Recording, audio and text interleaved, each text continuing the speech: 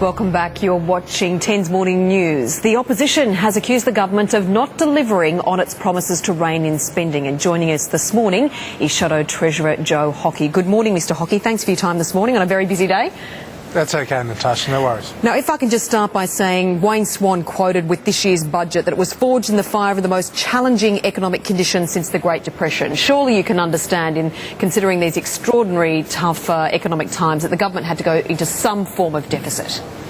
Oh, look, I'm very reasonable about that. I accept that they're very difficult times. The question is how you react. And this government, in very difficult times, has gone on the biggest spending spree in modern Australian history.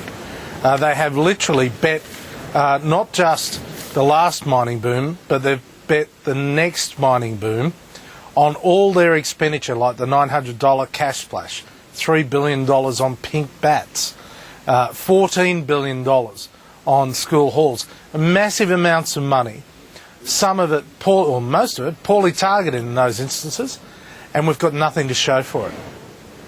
Now, you put a figure on the coalition deficit earlier this morning. You would say it would be around $25 billion smaller, so we're still around $30 billion. Would you say that? Yeah, look, Kevin Rudd is trying to verbal me, and, that's what Kevin Rudd does. Tries to divert attention from his own failings, making allegations about others. What I pointed out was when the Labor Party announced a $42 billion package earlier this year, we said it was too much money. We voted against that package, and we suggested a package of $15 to $20 billion that would focus on small business as the engine room of the recovery, that would have a smaller but more targeted package in relation to education and so on. Now, obviously, if we've committed to spending less money than the Rudd government, that will mean that the deficit, either this year, next year, whatever the case, whenever the money is allocated, we would spend less. That's what we would do. And you look at what we have done, not just what we say.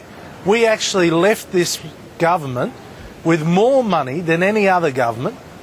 We left them with a 4% unemployment rate. We left them with a surplus budget.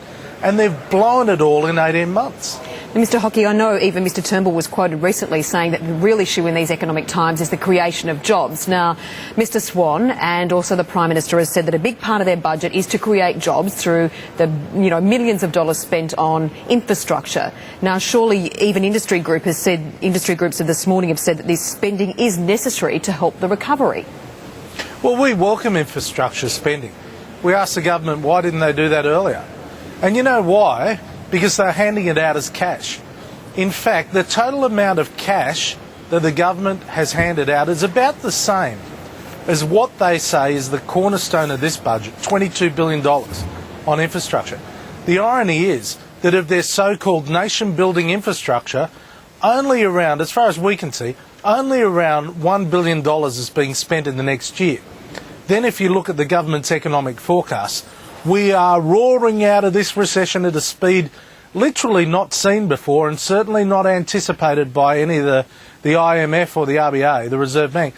We're going to roar out at a faster pace than anyone else, and that's when the infrastructure is going to kick in. Well, their logic is flawed. They've got no plan to get us out of this, Natasha. No plan at all. And Mr Hockey, just on that point, it seems that that's really causing a lot of concern from a number of groups this morning, is this overinflated prediction with economic forecasts.